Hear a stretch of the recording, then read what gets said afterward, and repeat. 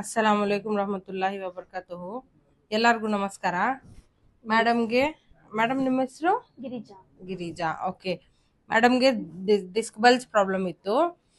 L5S1 9 mm ಇದೆ. Okay, L5S1 9 mm ಇದೆ. Madam ಎಷ್ಟು ವರ್ಷದಿಂದ ನೋವು ಇತ್ತು ನಿಮ್ಗೆ? ನನ್ಗೆ ಒಂದ್ 4-5 years ಇಂದ ಮಾಮೂಲಿ ಬ್ಯಾಕ್ ಪೇನ್ ಇತ್ತು. ಓಕೆ. ಈ ತರ ನಡಿಯಕ್ ಆಗಲ್ಲ, ಜುಮ್ ಅನ್ಸೋದು, ಸ್ವೆಲ್ಲಿಂಗ್ ಬರೋದು, ಅದೆಲ್ಲ ನನ್ಗೆ 1 year ಇಂದ ಸ್ಟಾರ್ಟ್ ಆಯ್ತು. ಫಿಸಿಯೋಥೆರಪಿ ಎಲ್ಲ ತಗೊಂಡಿದ್ದೆ, ಅಲ್ಲಿ ಕಮ್ಮಿ ಆಗಿಲ್ಲ. ಆಮೇಲೆ ನಿಮ್ದು ವಿಡಿಯೋ ನೋಡಿದೆ ಮೊಬೈಲ್ ಅಲ್ಲಿ, ನೋಡೋಣ ಒಂದ್ಸರಿ ಅಂತ ಬಂದೆ. 2 ಸರಿ ತಗೊಂಡಿದ್ದೀನಿ. ಹೌದು. ನನ್ಗೆ ಇವಾಗ ಕಮ್ಮಿ ಆಗಿದೆ. ಒಂದು 20 minutes ಆರಾಮಾಗಿ ವಾಕ್ ಮಾಡ್ತೀನಿ.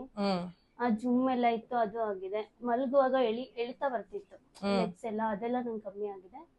ನಂಗೆ ಈಗ ಆರಾಮ್ ಅನ್ಸಿದೆ. 2 ಸತಿಗೆನೆ ಖುಷಿ ಇದೆ. ಸ್ವೆಲ್ಲಿಂಗ್ ಬರೋದು? ಸ್ವೆಲ್ಲಿಂಗ್ ಕಮ್ಮಿ ಆಗಿದೆ.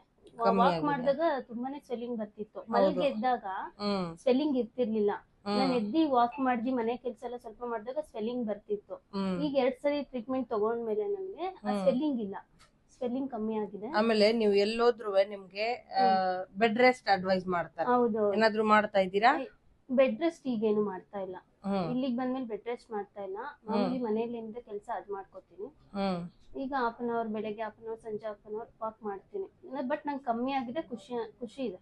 2 ಸೆಷನ್ಗೆನೆ ಒಂದು 70% ವಾಸಿ ಆಗಿದೆ. ಓಕೆ. ನೀವು ಜನಗೆ ಏನ್ ಹೇಳ್ಬೇಕು ಅಂತ ಅನ್ಸ್ತಾ ಇದೆ? ಅದೇ ಬಂದು ಟ್ರೀಟ್ಮೆಂಟ್ ತಗೊಳ್ಳಿ. ಈ ತರ ನಂತರ ಪ್ರಾಬ್ಲಮ್ಸ್ ಇರೋರು ಒಂದ್ಸರಿ ಬಂದು ಟ್ರೀಟ್ಮೆಂಟ್ ತಗೊಳ್ಳಿ, ನಿಮ್ಗೆ ಗೊತ್ತಾಗುತ್ತೆ ಹೇಗಾಗುತ್ತೆ. Thank you.